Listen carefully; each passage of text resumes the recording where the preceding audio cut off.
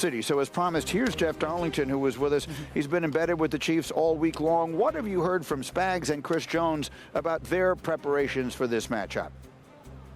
Well, Greeny, it is actually Steve Spagnuolo's wife who might have the biggest impact on this game. I stood behind this very microphone a year ago to tell this show about the meatballs. The fact that Chris Jones needs his meatballs before every single Super Bowl win and has gotten them. It is Spagnuolo's wife who has provided them. Spags told me that his wife would not let Jones down once again this year. Jones got his meatballs, but I've been waiting to say this line all day. It's going to take more than meatballs to stop Saquon Barkley. This is a massive task for this team, but one that perhaps Spagnuolo's defense is capable of. 18 playoff games, Spags has been the defensive coordinator of the Chiefs, and in those 18 games, an opposing rusher has never eclipsed 100 yards. But listen, the Chiefs understand it. Saquon is a different beast. George Karlaftis said it's going to take everything we have to stop Saquon Barkley. This is going to be an incredible matchup, perhaps one for the ages, and one that started with meatballs.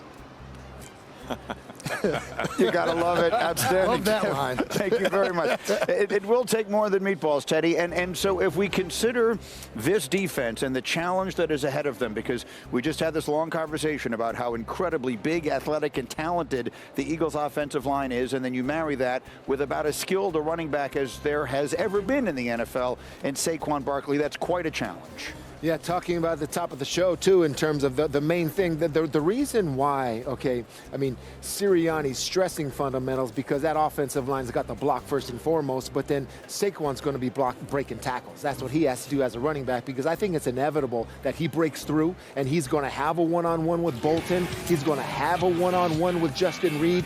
It's either, is it a 10-yard gain or is it a 20 or 30 or 40? These plays right here is what has to stop. I mean, the most explosive player in the league is Saquon, so stopping him first and foremost is so important for Spagnuolo to do. And if those players can't tackle him, it's going to be a long day. Well, stopping is a relative term. Just slowing him down. Limiting. You're not going to minimize the big play. Yeah. The explosive play. Yeah. You know, one thing you cannot forget about is the other safety cook. You're talking about Reed and Bolton. Early in the show, you were talking about tackling when we came to opening kicks.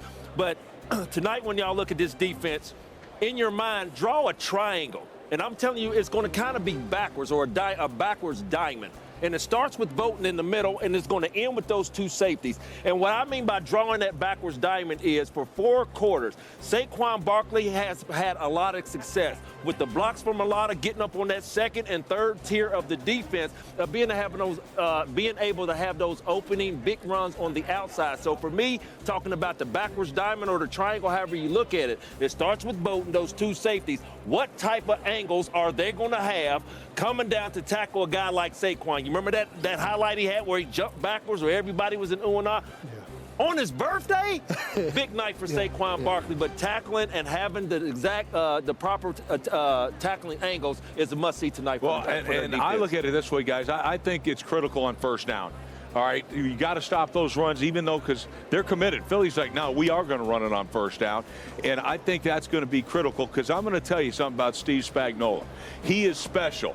All right, he is absolutely special as a coordinator, okay? He's 20-4, guys, in playoff games, all right? But it's the simulated pressures. We stop it on early downs. Now, watch Spags get creative and what he does to the passer. He shows a blitz on one side. I see you, 62. From the other. I see and you. it's actually not a blitz. It's only a 4-man rush, but he's going to get a free runner on the quarterback. The back has to scan to pick up that. Watch what it does to Jalen Hurts. This guy becomes outstanding when he hits his first read. There's hesitation. He thought it was pressure, but it's zone coverage behind it. It's a 4-man rush. He ends up, he goes from being the second best quarterback in the league in QBR from inside the pocket to 28th outside the pocket. That's a big drop. This is critical. Watch it here again. You're going to see it. He's going to shorten the edge. He's got to tackle in, twist to the left. Safety on it must be a blitz. No, it's not. It's a 4-man rush. Watch everybody peel out of it. And now it's a simulated pressure. It's going to look like pressure to the quarterback. He's going to feel it like pressure. And this is going to be a problem. But it's a fact You got to win on first down to get Spags in this type of situation. And a guy named Dave Merritt, who, by the way, is the secondary coach going for his 6th Super Bowl ring. I mean, it's special. This group is special. You know, let me make another comment about Spags and what he was able to do in 07.